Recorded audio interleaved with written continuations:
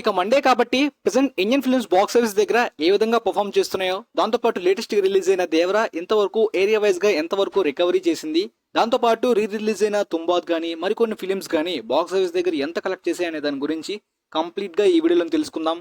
పోతే స్త్రీ 2 మాత్రం హిందీ వెర్షన్ లోని 588 crore నెట్ ని దాటేసి ఇండస్ట్రీట్ గా నిలిచిపోయిందనమాట. ఇక ట్రాకింగ్ ప్రకారం కూడా మూవీ యొక్క strong content and word of mouth తో పాటు సీక్వెల్ అడ్వాంటేజ్, దాంతో పాటు ఫిల్మ్ కి లాంగ్ రన్ కూడా ఆల్మోస్ట్ 7-8 వీక్స్ వరకు ఏ ఫిల్మ్స్ కి కూడా లాంగ్ రన్ దొరకడం అనేది చాలా రేర్ గా జరుగుతుంటుంది.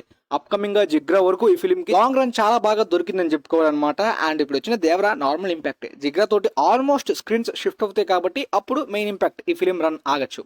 పోతే ఈ ఫిలిం ఓవర్సీస్ లో 134 crores ని కలెక్ట్ చేసింది అనమాట. సో ప్రపంచవ్యాప్తంగా ఇప్పటిదాకా ఈ సినిమా 836 crores ని కలెక్ట్ చేసింది.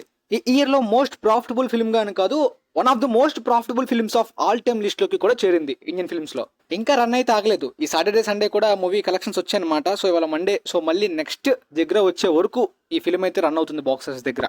ఆ తర్వాత దళపతి విజయ్ యొక్క గోడ్ ఫిలిం తమిళనాడులోని 215 crores ఇప్పటిదాకా కలెక్ట్ చేసింది అనమాట. ఫిలిం కి world wide break even target ఎప్పుడో అయిపోయింది అనమాట. పోతే ప్రపంచవ్యాప్తంగా ఇప్పటిదాకా 450 crores ని కలెక్ట్ చేసి సూపర్ హిట్ ట్యాగ్ తోటి ప్రాఫిట్స్ జోన్ లోకి ఎక్కువ ప్రాఫిట్స్ ఎర్న్ చేసింది సినిమా. అండ్ కొన్ని ఏరియాస్ లో ప్రాఫిట్స్ అవ్వని ఏరియాస్ లో కూడా ఇచ్చేస్తారు అనమాట. ఎందుకంటే వరల్డ్ వైడ్ గా ఎక్కువ ప్రాఫిట్స్ వస్తే అది సర్దేస్తారు.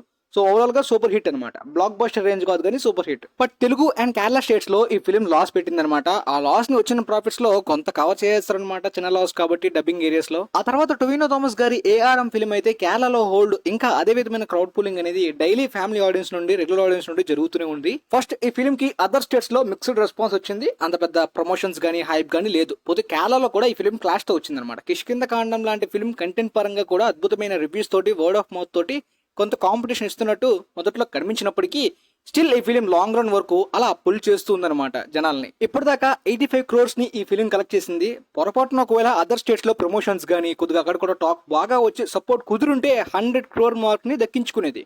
బట్ ఓపెనింగ్ టైంలోని కొద్దిగా మార్నింగ్ షోస్ క్యాన్సిల్ అయినప్పటికీ లాంగ్ రన్ లో ఈ సినిమాకి చాలా మంచి సపోర్ట్ దొరికింది. ఈ సినిమాతో పాటు క్లాస్ లో రిలీజ్ అయిన కిష్కింద కాండంకి కూడా చాలా మంచి reviews and word of mouth public talk నుండి చాలా గట్టిగా రావడంతో చాలా లో బడ్జెట్ సినిమా అయినప్పటికీ ఫైనల్ రన్ లోనే 60 crore మార్క్ ని అది కూడా క్లాస్ లో దక్కించుకుందంటే ఇది మలయాళం ఫిల్మ్స్ ఒక అచీవ్మెంట్ లాంటిదే.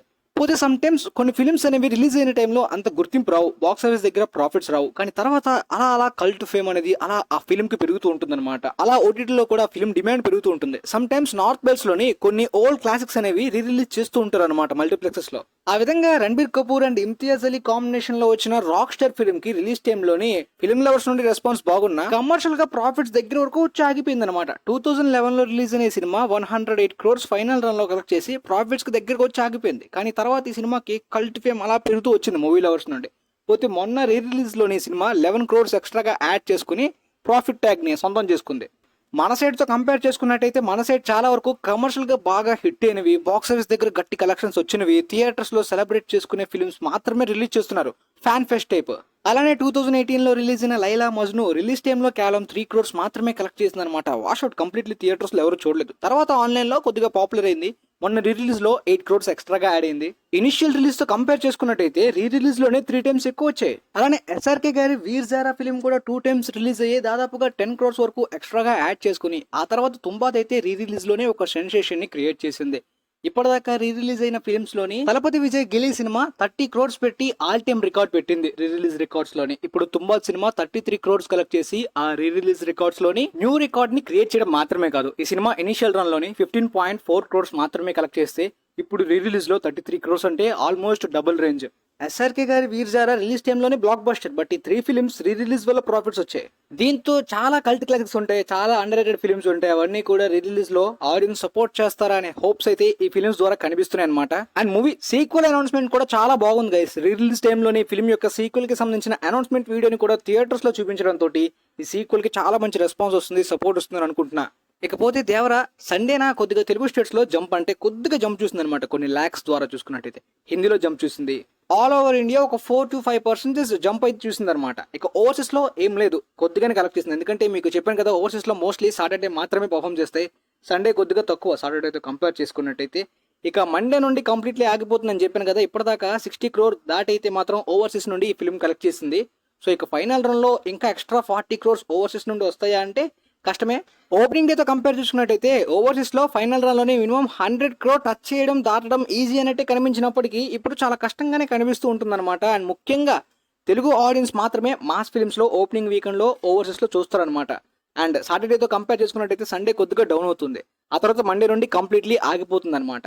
లేదు హిందీ లాంగ్వేజ్ సపోర్ట్ ఒకవేళ ఓవర్సీస్ ఆడియన్స్ నుండి దొరికితే తప్పించి టాలీవుడ్ మార్కెట్ ఓవర్సీస్ లో ఇప్పుడు కూడా ఇదే విధంగా ఉంటుందన్నమాట. బట్ ఫిల్మ్ కి బియాండ్ ఫెస్ట్ లో ప్రీమియర్స్ జరిగాయి కదా బ్రో, కొంతమంది ఫారెన్ ఆడియన్స్ చూసారు, ఆ ఫారెన్ ప్రీమియర్ వల్ల ఏమైనా హెల్ప్ అవుతుందా అంటే, లేదంటే త్రిబులర్ ఇంపాక్ట్ ఏమైనా కనీసం ఫారెన్ ఆడియన్స్ లో ఉంటుందా అంటే చాలా కష్టం, చాలా రేర్. ఎందుకంటే టాలీవుడ్ లోనే మీరు విఎఫ్ఎక్స్ గురించి, సెట్ పీసెస్ గురించి క్రిటిసిజం ని చూసే ఉంటారు ట్రైలర్స్ నుండి. అలాంటిది ఇక ఫారెన్ ఆడియన్స్ చూడడం చాలా కష్టం ఆ క్వాలిటీని.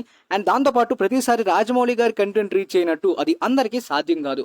ఈవెన్ రాజమౌళి గారి త్రిబులర్ కూడా అంత ట్రెండ్ అయినా కూడా ఓవర్సీస్ లో ఇనిషియల్ రన్ లో కేవలం 200 crores టచ్ చేసింది. బాలీవుడ్ వరకు కంపారిజన్ ఎందుకు, సౌత్ లో లియో జైలర్ కూడా అదే range collections initial overseas foreign run అంతే వచ్చాయి. ఇదేదో తక్కువ చేయలేని చెప్పట్లేదు, అందరికీ క్లారిటీ రావాలన్నమాట. ఎందుకంటే ప్రతిసారి గ్లోబల్ మార్కెట్ అనగానే ఎప్పుడో ఆకాశానికి అంచనాలు వేసేస్తున్నట్టు ఓవర్ హైప్ పెట్టుకుంటారు, అలా ఇప్పుడు కరెక్ట్ కాదనమాట. అందుకనే ఇప్పుడు మేకర్స్ కూడా పార్ట్ 1 ఎందుకు పార్ట్ 2 వరకు 2 పార్ట్స్ లాగేసి పార్ట్ 2 హైప్ తో కలెక్షన్స్ కొట్టేద్దాం అని చెప్పి ప్లాన్ చేస్తున్నారు. బట్ దేవరా ఓవర్సీస్ లో బ్రేక్ ఈవెన్ అయితే కంప్లీట్ చేసుకుంది గైస్. దాంతో పాటు హిందీలో కూడా ప్రాఫిట్ జోన్ కి వచ్చేలా కనిపిస్తుంది, లాంగ్ రన్ ఉండేలాగా కనిపిస్తుంది. సండేనా ఈ ఫిలిం 11 crore నెట్ దాటి కలెక్ట్ చేసింది హిందీ వెర్షన్ లో. సో మండే యొక్క డ్రాప్ బట్టి మనకి క్లారిటీ వస్తుంది. పోతే మండేనా ఇండియా వైడ్ గా కూడా ఈ సినిమా చాలా పెద్ద డ్రాప్ ని చూసేలాగా కనిపిస్తుంది.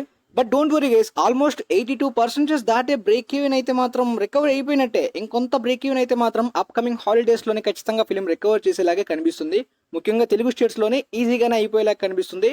తెలంగాణలోని బాగా స్లో అయింది కాబట్టి హాలిడేస్ ద్వారా ఏమైనా పికప్ అయ్యి అక్కడ ప్రాఫిట్స్ కొద్దిగా వచ్చేలాగా సపోర్ట్ అయితే మాత్రం తెలంగాణ నుండి కొంత రావాలి. కేరళ, తమిళనాడులో కూడా అదే విధమైన హోల్డ్ అయితే మాత్రం సండేను కూడా ఉంచుకుందనమాట. మండే డ్రాప్ బట్టి ఆ 2 ఏరియాస్ లో మనకి క్లారిటీ వస్తుంది. కానీ కేరళలోని బ్రేక్ ఈవెన్ అయిపోవడం ఈజీనే, తమిళనాడులో చూడాలి మండే డ్రాప్ బట్టి. హిందీ వెర్షన్ లోని 27 crore నెట్ దాటి ఓపెనింగ్ వీకెండ్ లో సినిమా కలెక్ట్ చేసుకుంది. సో మనం 50 crore నెట్ ఫైనల్ అనుకున్నాం.